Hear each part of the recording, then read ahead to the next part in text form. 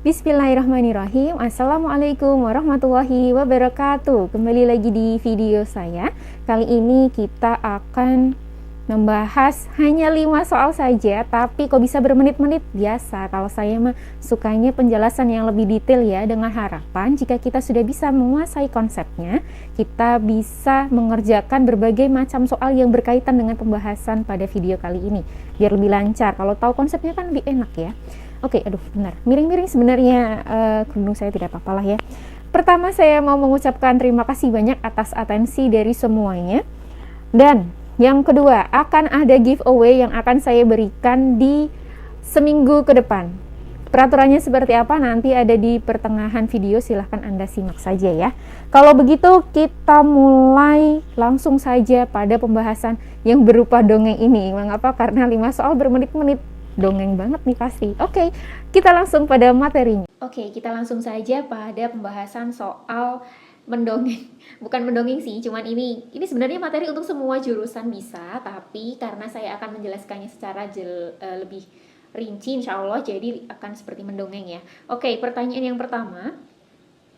Di sini ada soal pemerolehan kewarganegaraan yang bukan karena pemberlakuan asas ius soli dan ius sanguinis disebut titik. Oke, sebelumnya saya beri kuncinya dulu, tidak apa-apa. Kuncinya adalah ini, yaitu pengajuan warga negara. Nah, kenapa bisa seperti itu? Saya jelaskan one by one ya. Barangkali ada pertanyaan yang lain yang mempertanyakan tentang ius soli dan ius sanguinis. Aduh, nyebutinnya aja susah. Oke. Karena ini pun soal di CPNS juga ada tentang ius soli gitu-gitu lah. Pokoknya semuanya berarti harus bisa tentang materi ini ya. Ini adalah berkaitan dengan kewarganegaraan. Oke. Yang mana yang dibahas di sini adalah caranya. Cara bagaimana mendapatkan kewarganegaraan. Bahwa setiap warga negara itu kan merupakan penduduk, tetapi belum tentu setiap penduduk itu adalah warga suatu negara tertentu. Nah, penduduk ini dilindungi oleh konstitusi, yaitu kalau di Indonesia adalah UUD 45 ya. Kita bahas kedua bahasa ius-iusan tadi, oke?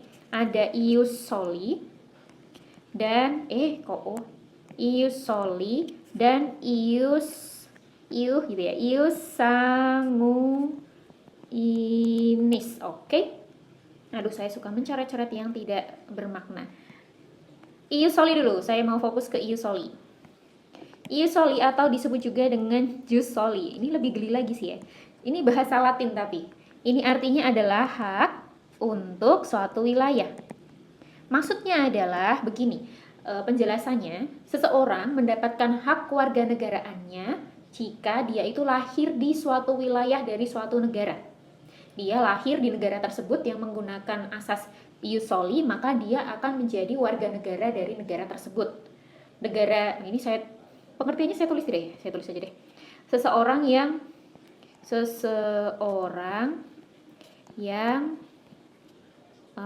lahir di wilayah suatu negara.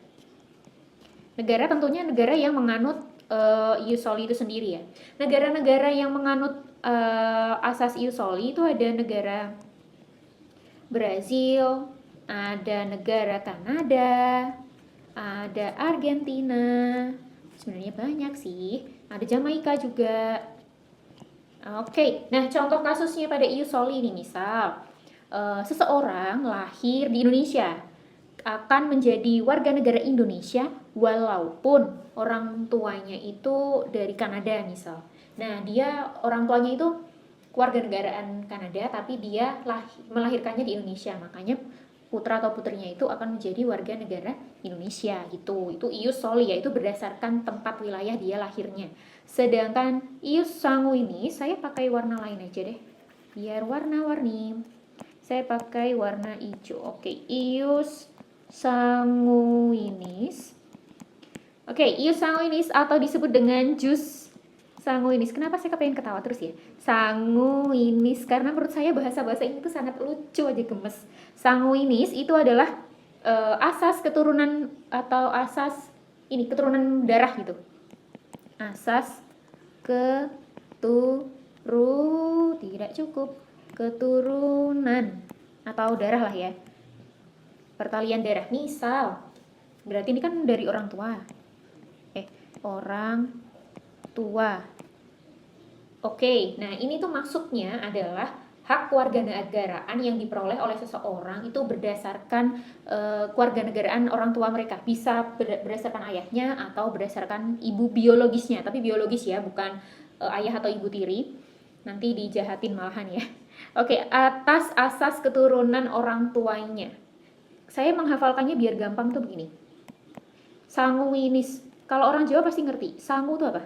Sangu itu adalah uang yang diberikan dari orang tua kita ketika kita misal mau berangkat sekolah. Nah, itu namanya sangu. Sangu itu dari orang tua. Berarti ius sanguinis itu adalah berdasarkan orang tua, yaitu orang tuanya dari mana. Nah, negara-negara yang menggunakan asas ini adalah negara Belanda, kemudian negara Inggris, Jerman, dan Filipina. Oke, contohnya adalah misal seseorang itu lahir di Indonesia, tapi ayahnya keturunan Belanda, sehingga dia itu punya pilihan boleh menjadi kewarganegaraan negara Belanda itu sendiri, karena negara Belanda adalah negara yang menganut asas sanguinis, yaitu boleh lah. RRC juga bisa, kan suka ada kan orang-orang Cina gitu di Indonesia, nah dia tetap menggunakan kewarganegaraannya. Oke, nah dari kedua ius-ius tadi ada permasalahan. Permasalahannya apa? Nih masalah ya. Masalah kewarganegaraan itu bisa namanya adalah bipatrid atau bipatride, dan satu lagi adalah apatrid. Ada orang ketawa. Oke, masalah ini adalah, nih saya terangkan ya. Bi itu artinya kan 2. A itu artinya tidak. Maka bipatrid itu artinya dia punya 2 kewarganegaraan. Sedangkan apatrid dia tidak punya kewarganegaraan. Kenapa kok bisa seperti itu? Misal seseorang yang dia lahirnya di negara ius soli, tapi orang tuanya juga menganut asas ius sanguinis. Berarti dia punya 2 kenegaraan, bisa di tempat lahir karena tempat lahirnya atau karena orang tuanya dari negara yang ius sanguinis. Itu yang bipatrid. Kemudian kalau apatrid itu adalah kebalikannya. Dia itu lahirnya di sanguinis tapi dia orang tuanya penganut ius soli. Jadi dia tidak punya kewarganegaraan baik dari tempatnya maupun dari kewarganegaraan orang tuanya. Nah, ini masalah inilah yang menjadi dasar dari pertanyaan di atas. Bagaimana jika seseorang tidak punya kewarganegaraan bukan dari ius soli maupun bukan dari ius sanguinis? Makanya solusinya adalah dia mengajukan warga negara, gitu maksud dari pertanyaannya. Kadang ada soal tentang ius soli dan ius sanguinis yang bukan pertanyaan ini. Jadi menurut saya akan lebih baik jika kita semua belajar seluruhnya dengan lebih jelas. Oke, pertanyaan selanjutnya. Salah satu kegiatan menjawab pertanyaan atau membuktikan benar tidaknya hipotesis merupakan sintaks discovery learning berupa titik-titik-titik. Sebelum menjawab pertanyaan ini, bukankah seharusnya kita harus mengerti dulu sintaks discovery learning itu apa? Atau kembali lagi mundur lagi, apakah kita semua sudah paham discovery learning itu yang seperti apa? Nah, kita berarti harus belajar dulu tentang ini ya. Discovery learning, tenang saja, saya sudah rangkum. Discovery learning, saya boleh tulis DL aja ya. DL itu artinya adalah discovery learning. DL, semoga paham lah, DL itu discovery learning, bukan dinas luar. Oke, di model pembelajaran K13 itu kan sebenarnya ada 4 macam model. Salah satunya adalah discovery learning. Discovery learning itu adalah pembelajaran yang meminta peserta didik, saya tulis saja di sini, meminta peserta didik untuk mengorganisir sendiri pembelajarannya. Wah, oke. Maksudnya mengorganisir itu apa sih? Mengorganisir itu adalah mengatur, bisa atau menyusun bagian-bagian sehingga seluruhnya itu menjadi kesatuan yang utuh gitu. Jadi suatu kesatuan yang bisa diambil konsep atau ilmunya atau aturan-aturannya. Discovery learning itu dilakukan dalam beberapa macam bentuk, bisa berupa observasi misal. Kemudian juga dia bisa berupa klasifikasi, Pokoknya yang kegiatan-kegiatan yang mendorong siswa agar menemukan sendiri, menyusun sendiri gitu. Bisa banyak sih ya, ini pengukuran juga bisa, ukuran atau prediksi juga bisa. Nah, berkaitan dengan prediksi nanti ada hubungannya dengan dugaan sementara atau hipotesis. Ini prediksi. Jadi di discovery learning itu ada konsep tentang dia harus menduga-duga dulu. Nah, seperti apa? Kita lanjut dulu ya. Discovery learning, ini langsung ke sintaknya aja. Sintak itu apa? Hayo. Sintaks itu adalah seperti langkah-langkah lah, tahap-tahap gitulah ya. Nomor 1 dulu. Sintak yang pertama itu adalah dia diberi rangsangan atau diberi ini stimulation atau pemberian rangsangan.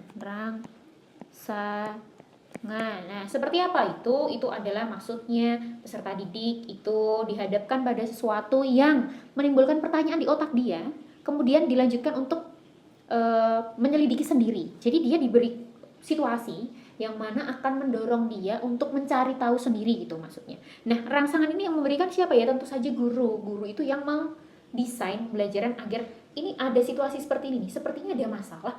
Lalu bagaimana ya cara menyelesaikannya? Dia diminta untuk menyelidiki sendiri. Nah, itu namanya stimulation atau pemberian rangsangan. Yang kedua adalah problem statement. Apa itu? Saya tulis dulu ya. Problem statement. Atau itu nama lainnya adalah tidak cukup. Identifikasi tidak cukup, salah itulah. Oke. Problem statement atau identifikasi masalah. Mohon maaf tulisan saya ya ampun, dari dulu sekolah sampai sekarang sama aja. Problem statement atau identifikasi masalah itu adalah berupa pernyataan. Nah, setelah diberi rangsangan atau stimulan tadi, siswa itu kan mengidentifikasi sebanyak mungkin agenda-agenda masalah yang relevan dengan bahan pelajaran yang tadi. Dia itu diminta mencari bahan sebanyak-banyaknya, kemudian memilih salah satunya dan membuat hipotesisnya. Nah, ini yang tadi saya bahas, hipotesisnya, memilih salah satu gagasannya, tapi jangan menjadi gagasan akhir ya, karena kan mendorong untuk mencari tahu setelah ini. Dia harus membuat hipotesis. Saya tulis di sini aja. Dia harus membuat hipotesis. Hipotesis itu adalah jawaban sementara. Tadi di sini ada masalah, maka di sini jangan-jangan solusinya seperti ini atau pemecahannya seperti ini, tapi masih berupa jawaban sementara saja. Dan dilanjutkan dengan, nah ini dia proses yang ketiga, yaitu adalah sebentar kotak-kotak. Nomor 3 yaitu adalah data collection. Dari bahasanya aja udah tahu ya ini ya, collection atau pengumpulan data. Nah, data collection atau pengumpulan data, dari bahasanya udah jelas banget nih, bahwa siswa itu diminta untuk sebanyak-banyaknya mengumpulkan informasi agar data-datanya itu lengkap. Bagaimana caranya? Dia bisa membaca sebanyak-banyaknya, dia bisa wawancara dengan para narasumber, bisa menguji coba, bisa observasi, bisa penelitian dan nano banyak. Yang penting dia bisa mengumpulkan data yang literatur ya, yang sesuai, yang sejalur gitu dengan permasalahan yang tadi ada di awal. Ini berarti pengumpulan data. Pengumpulan data ini tujuannya adalah untuk membuktikan si hipotesisnya. Tujuannya untuk ini tujuan untuk membuktikan siapa? Hipotesisnya. Nah, tapi di sini belum benar-benar membuktikan hipotesis ya. Ini fungsinya hanya untuk mengumpulkan data sebanyak-banyaknya dengan tujuan untuk membuktikan hipotesis mereka sendiri. Lanjut ke sintak yang keempat. Setelah data tadi terkumpul, otomatis seharusnya kan data-data tersebut kita olah, siswa tersebut olah. Berarti itu namanya adalah data processing atau pengolahan data. Nah, di sintak yang ini atau langkah yang ini, semua informasi tadi itu diolah, diklasifikasikan, dibeda-bedakan, dan ditabulasi. Ditabulasi itu adalah disusun menjadi gambaran yang lebih mudah untuk dibaca. Misal dibuat menjadi tabel atau dibuat menjadi grafik atau menjadi apapun itu, pokoknya yang menjadi lebih sederhana untuk dibaca serta untuk ditafsirkan. Ini pada proses ini itu fungsinya adalah membentuk konsep dan generalisasi. Untuk membentuk konsep atau generalisasi. Generalisasi itu simpulan ya, generalisasi. Oke, pada pengolahan data ini nantinya ujung-ujungnya akan membentuk konsep. Lanjut, aduh saya coret lagi. Kelima, sintak yang kelima. Totalnya ada 6 sintak. Tenang aja, gampang kok. Yang kelima itu adalah verification. Verification itu adalah pembuktian. Nah, ini dia barulah tadi data sudah dikolek, kemudian sudah diolah. Nah, setelah diolah kemudian dicek. Antara apa pengecekannya? Ya jelas antara hipotesis dengan data. Apakah ini dengan ini itu hasilnya itu sinkron atau malah keliru? Apakah salah jika keliru? Ya tidak, namanya penelitian itu ya wajar hipotesis itu benar, namanya juga jawaban sementara ya. Benar ya alhamdulillah, tidak ya berarti akan mendapatkan mana yang benar. Namanya penelitian tuh konsepnya harusnya seperti itu, jangan didorong harus benar si hipotesis awalnya itu. Salah tidak masalah, tenang aja, bisa dikonklusikan di akhir pembelajaran nanti. Nah, di verification ini kan pembuktian tuh. Fungsinya adalah untuk membuktikan benar atau tidaknya hipotesis. Hipotesis itu benar atau tidak. Nah, itu di verification, pembuktian. Kemudian, jika dia sudah benar atau tidak benar, maka setelahnya ngapain? Nah, ini yang terakhir. Digeneralisasikan, generalization atau penarikan kesimpulan. Wah, ini konklusi terakhirnya tuh di sini. Mau salah mau benar tidak masalah, yang penting kan di penarikan kesimpulannya. Siapa yang berhak menarik kesimpulan? Namanya siswa, itu harus didampingi oleh guru. Jadi setiap siswa nanti dan guru juga itu menarik kesimpulan yang membentuk suatu konsep umum, prinsip umum yang mana bisa berlaku untuk semua kejadian yang hampir mirip. Contohnya, siswa itu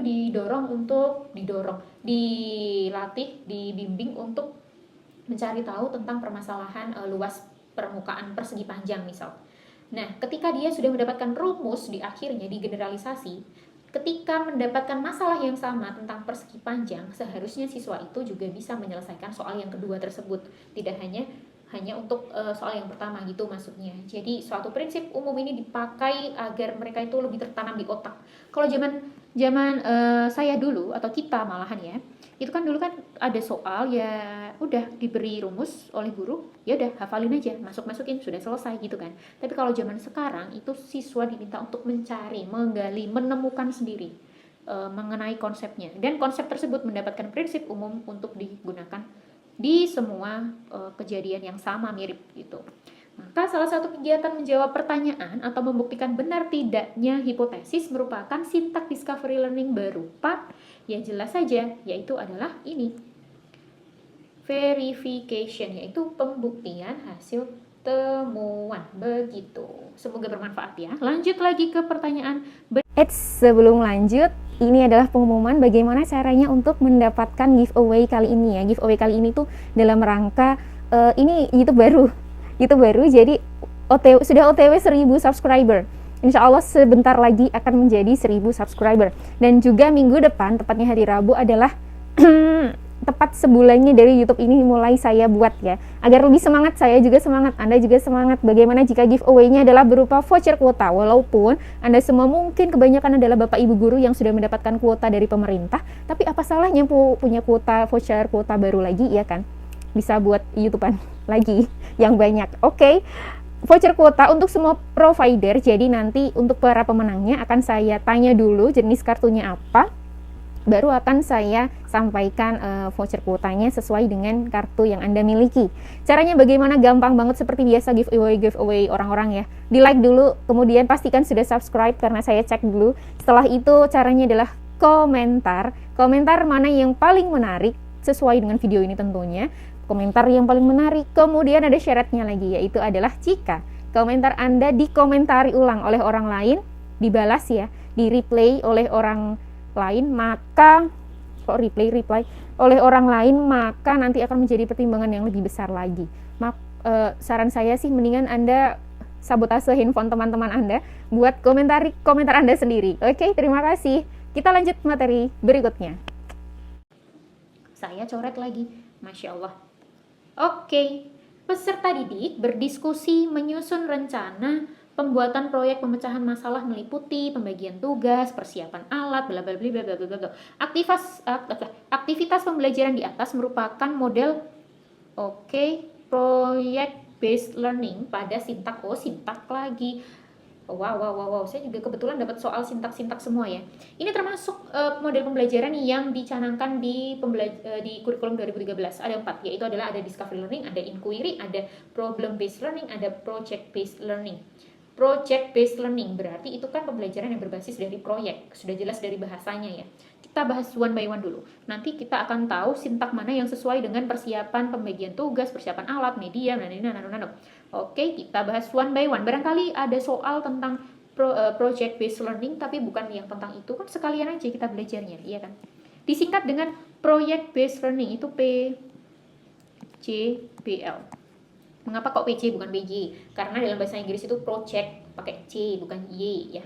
Oke, PJBL, project based learning, itu adalah pembelajaran yang melibatkan aktivitas si peserta didik dalam memecahkan masalah. Kalau yang tadi itu kan untuk menyusun, mengorganisir pembelajarannya sendiri. Kalau yang sekarang untuk memecahkan masalah. Memecahkan masalah itu menggunakan apa? Menggunakan proyek. Nah, proyek untuk memecahkan masalah. Nah, ciri-cirinya dari PJBL itu seperti apa sih? Ini, yang pertama, dia itu bisa dilakukan sendirian, bisa juga dilakukan secara kelompok. Anda pernah dengar proyek bangunan gitu tidak? Itu kan yang penting ada satuan waktunya. Sebulan itu selesai apa, 2 bulan selesai bagian mana, 3 bulan selesai apa. Pembelajaran yang ini juga sama. Jadi tidak harus selesai pada 1 hari. Project based learning itu bisa dilakukan berhari-hari, berminggu-minggu bahkan ya. Atau mungkin bisa berbulan, tapi untuk sekolah dasar sepertinya agak berlebihan. Karena nanti capek sendiri ya. Tapi intinya itu adalah ada kesatuan waktunya. Sehingga ini itu bisa, ini ada batasan waktunya. Batasan waktu di sini apakah ditentukan oleh guru? Kurang tepat. Yang benar adalah batasan waktu di sini itu ditentukan bersama antara guru dengan peserta didik. Jadi ada kesepakatan sebelum dimulai proyek based learning-nya itu, sepakat dulu mau selesai berapa lama gitu. Lanjut, ciri-ciri, bukan ciri-ciri sih ya, karakteristiknya ya, sama aja ciri-ciri. Itu dia itu melalui tahapan ilmiah. Oh ya jelas, karena namanya penelitian kan pasti ada tahapan ilmiahnya. Dan juga sebelum di akhir, dia itu namanya project based learning agar kelihatan wujud kerjanya, maka diakhiri dengan produk. Harus ada produknya dong. Produknya berupa apa? Bisa berupa laporan, bisa berupa barang, benda, atau apapun itu yang terlihat. Kenapa? Karena proyek based learning itu kan berkala. Kalau tidak ada produknya nanti tidak terlihat. Bisa berupa tariannya atau apapun itulah, di sekolah pasti jangan lebih paham. Lanjut, dan yang terakhir adalah dia di akhir pembelajarannya itu dipresentasikan. Kepada orang lain. Kalau dalam hal ini berarti kepada teman-teman sekelasnya dia ya. Nah, dari sini kita sudah paham project based learning tuh seperti apa konsepnya. Sekarang kita lanjut ke sintaknya. Sintak itu urut-urutan kejadiannya atau langkah-langkahnya. Sintaknya adalah yang pertama itu adanya pertanyaan mendasar. Siapa yang melakukannya? Pertama, guru itu memberikan topik dulu tentang sesuatu gitu, situasi. Kemudian peserta didik diminta untuk mengajukan pertanyaan yang mendasar untuk mencari tahu apa ini yang harus dilakukan ya, gitu maksudnya. Itu pertanyaan mendasar untuk menggali minat dulu pertamanya. Yang kedua adalah mendesain perencanaan produk. perencanaan produk. Oke, mendesain perencanaan produk maksudnya seperti apa? Yang tadi di soal. Jadi dia itu misal dalam kelompok nih, dia itu berdiskusi dengan teman-teman kelompoknya untuk menyusun rencana pembuatan proyeknya. Untuk memecahkan masalah dari si topik yang diberikan guru tadi. Misal, ini bahannya apa ya? Oh, ini perlunya kita pakai cara yang seperti apa ya? Nah, pokoknya apapun yang perlu dipersiapkan itu berada di sini, mendesain perencanaan produknya. Mendesain perencanaan produk setelah seluruh desainnya sudah komplit. Nah, tinggal kan tadi proyek based learning itu harus ada batasan waktu ya. Jadi ditentukanlah jadwal waktu pembuatannya. Seperti apa itu? Harus didiskusikan dengan guru juga. Kesepakatan. Ini nama sintaknya adalah menyusun jadwal pembuatan. Oke, jadwal pembuatan dengan kesepakatan antara guru dengan peserta didik. Jadi nanti ada konsekuensinya. Jika tidak sesuai dengan batasan waktu, maka akan ada konsekuensi tersendiri. Lanjut lagi, ini pokoknya udah jelas ya, yang ketiga ini gampang.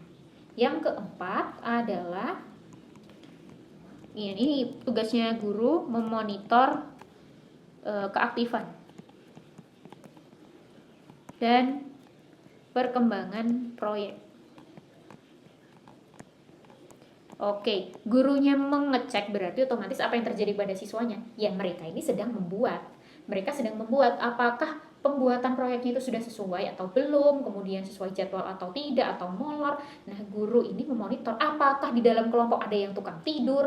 Kan kita tidak tahu ya, dalam kelompok itu kan kadang ada siswa yang tukang, kalau orang Jawa tuh grembol gitu. Grembol itu apa ya? Mengikuti aja, ngikutin arus ya, kalau dia mengikuti itu bekerja. Tapi kadang ada yang mengikuti ya udah manut aja lah, terserah. Nah, seperti itu kan harus dimonitor oleh si guru untuk meningkatkan atau membangkitkan motivasi semua anggota kelompok, dan juga melakukan penilaian sikapnya juga bisa. Yang kelima adalah menguji hasil. Nah, ini sudah hampir ending nih. Menguji hasil berarti otomatis sih produknya itu sudah jadi, tapi masih prototype. Tahu prototype tidak? Prototype itu tulisannya begini, prototype itu barang jadi tapi belum fix akhir gitu, masih perlu dicek-cek dulu. Nah, ini adalah menguji hasil. Guru berdiskusi dengan siswa mengenai prototype dari produk itu dan mengukur ketercapaian standarnya, apakah sudah sesuai standar yang diminta atau belum. Kemudian siswa sendiri membahas ini sudah layak atau belum sih untuk dipresentasikan. Mengapa? Karena di akhir nih, di sintak yang keenam, mereka akan diminta untuk presentasi. Nama sintaknya adalah evaluasi pengalaman belajar. Pengalaman belajar. Nah, di evaluasi ini itu tugas guru nih, saya tulis juga ya. Tugas gurunya itu adalah membimbing, pemaparan, membimbing. Sedangkan siswa yang memiliki prototipenya tadi atau hasil produknya itu memaparkan apa? Berupa memaparkan laporan dan juga produknya. Dan juga siswa lain nih, ada juga loh tugas siswa lain loh yang sedang tidak presentasi, berarti dia harus memberi tanggapan atau didorong untuk menanggapi. Memprotes juga boleh, malah seru itu mah, di debat gitu ya. Dan secara bersama-sama seluruh guru, siswa yang sedang presentasi maupun tidak presentasi itu membuat kesimpulan.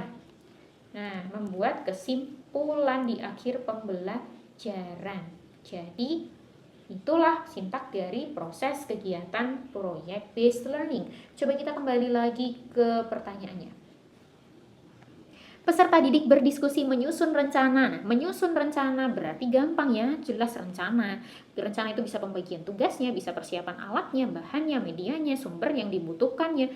Itu jelas sekali namanya ya perencanaan produk. Nah, kalau jadwal itu nanti berhubungan dengan batasan waktu. Pertanyaan mendasar itu adalah awal sekali untuk membangkitkan rasa ingin tahu. Memonitoring itu dan mengembangkan proyek itu adalah setelah jadwal dibuat, kemudian siswa membuat dan gurunya memonitor. Barangkali ada yang tukang tidur, begitu. Lanjut lagi. Apakah ini Menurut Gagne, pengalaman belajar yang diperoleh melalui analisis suatu objek dengan memperhatikan ciri-ciri spesifik adalah, oke, tahukah Anda siapa itu Gagne? Gagne itu adalah seorang ahli mengenai teori belajar. Nah, dia itu memiliki 8 teori pengalaman belajar. Jadi seseorang dikatakan berpengalaman belajar dengan 8 jenis. 8 jenis itu ada apa saja? Ada termasuk yang ada di sini ya. Yang pertama ada 8, itu yang pertama saya mau bahas tentang ini dulu, asosiasi verbal. Asosiasi verbal itu artinya adalah belajar dengan verbal otomatis, kata-kata ya. Kan verbal itu kata-kata. Nah, dia tuh bisa belajar dengan kata-kata, pokoknya hubungannya dengan huruf, kata, omongan gitu. Kemudian belajar konsep. Belajar konsep itu adalah belajar dengan menentukan ciri-ciri atau atribut dari suatu objek yang dipelajari sehingga objek tersebut bisa diklasifikasi. Klasifikasi itu dikelompokkan gitu, klasifikasi. Oke, dikelompokkan.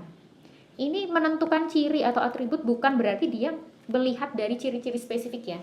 Jadi ada sesuatu dia itu memberikan, oh ini itu ciri-cirinya seperti ini, atau atribut atau simbolik, diberi simbol, oh itu seperti ini.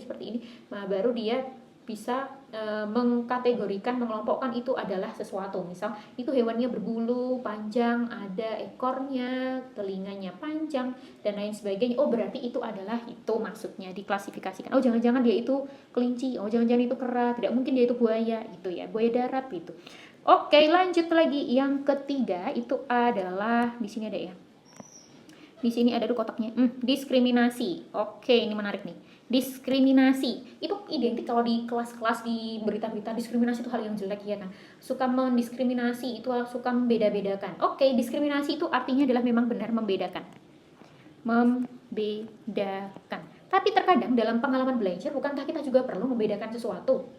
Iya kan? Coba tadi kelinci dengan kera, sama-sama dia berbulu, sama-sama dia itu punya ekor, sama-sama dia itu punya mata dua dan lain sebagainya. Cara membedakannya bagaimana? Dia ada ciri lainnya, yaitu kalau kera misal naik ke pohon, kalau kelinci dia ngusel-ngusel di tanah, iya kan? Nah, itu namanya proses pengalaman belajar melalui cara membedakan. Membedakan apanya? Membedakan ciri-ciri khasnya. Walaupun dia memiliki ciri yang sama, tapi sesuatu itu harus punya ciri khas agar lebih berbeda dengan yang mirip-mirip dengan dia. Itu namanya diskriminasi. Jadi diskriminasi belum tentu mengandung kata yang jelek ya. Dalam pengalaman belajar pun diskriminasi itu ya perlu. Coba punya suami wujudnya kembar semua, gimana bedainnya ya kan? Diskriminasi itu perlu untuk pengalaman belajar. Lanjut, yang keempat itu saya punya sinyal. Saya yang aplikatif kok nggak ketemu ya? Saya punya yang sinyal. Sinyal itu maksudnya adalah belajar melalui isyarat atau tanda-tanda tertentu. Isyarat atau tanda. Yang kelima itu adalah belajar sebentar. Waduh. Yang kelima itu adalah belajar aturan. Saya pakai huruf-huruf depan aja ya, capek nulisnya. Aturan atau hukum itu adalah belajar dengan cara menghubungkan konsep-konsep. Menghubungkan konsep. Yang keenam itu adalah belajar melalui rangkaian atau chaining. Chain itu kan rangkaian. Ini adalah merangkai gejala hingga membentuk kesatuan yang utuh.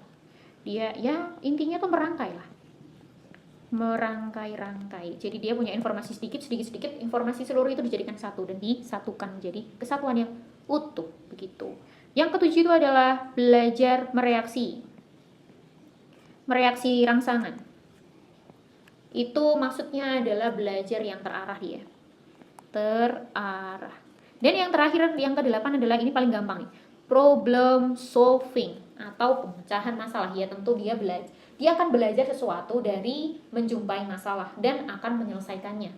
Jadi bagi kalian semua, saya juga, jika dapat masalah itu jangan sedih dulu. Barangkali kita akan naik tingkat itu.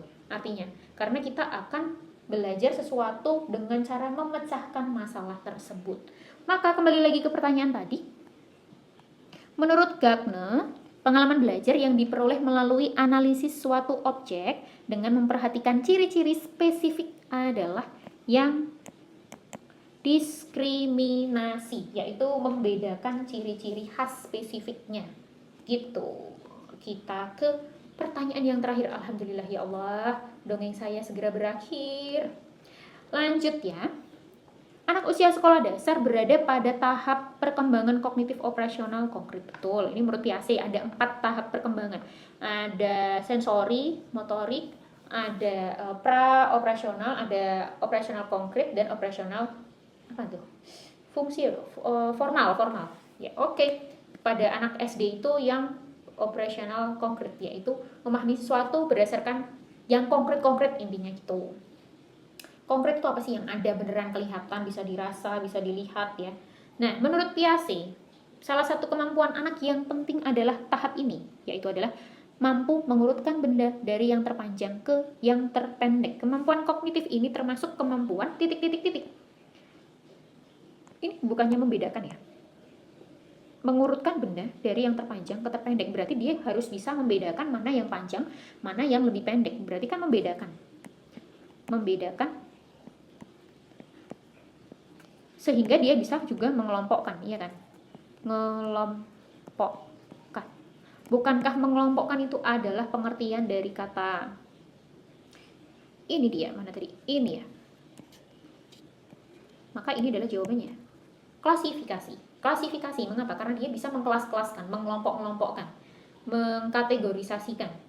Mana yang panjang, mana yang sedang, mana yang lebih pendek, dia sudah ahli dalam hal itu. Berarti dia kemampuan mengklasifikasi, membedakan, mengelompokkan. Sedangkan pengertian yang lain, contoh di Piaget itu ada ini dan ini.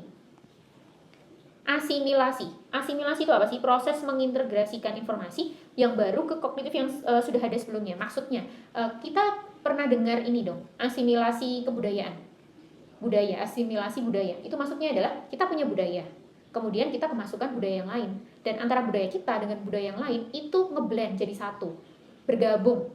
Jadi mengasimilasikan itu adalah mengintegrasi. Integrasi itu menyatukan, integral itu kan kesatuan, menyatukan. Nah, itu adalah asimilasi.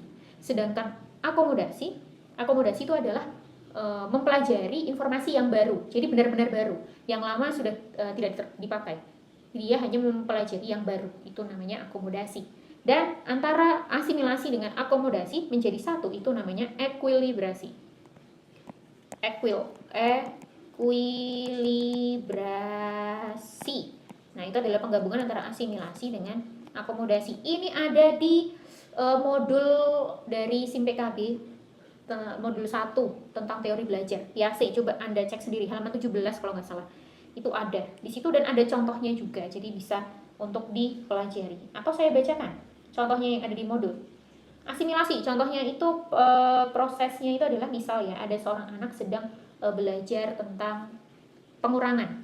Nah, ini di modul ada sih sebenarnya kalau udah pernah baca. Pengurangan, kemudian dia diminta untuk belajar tentang pembagian.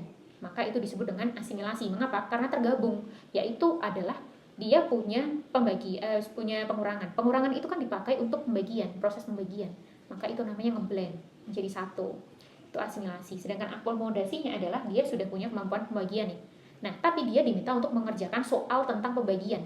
Itu bukan ngeblend, itu mempelajari hal baru, yaitu adalah mempelajari tentang soal cerita di pembagian itu. Itu maksudnya akomodasi. Oke, terima kasih sudah menonton video saya kali ini. Mohon maaf karena kali ini videonya panjang, menceritakan tentang perdongengan, teori belajar Piaget dan lain-lain, Gagner dan apalah itu ya. Semoga bermanfaat dan mudah untuk difahami oleh semua. Terima kasih. Jika like, silakan tekan tombol like-nya. Komentar, oh iya jangan lupa kali ini ada giveaway dari saya. Silakan komentar tentang video ini. Kritik membangun boleh, dan jangan lupa harus subscribe juga. Ajak teman-teman Anda, oke? Mohon maaf jika ada kesalahan. Wassalamualaikum warahmatullahi wabarakatuh.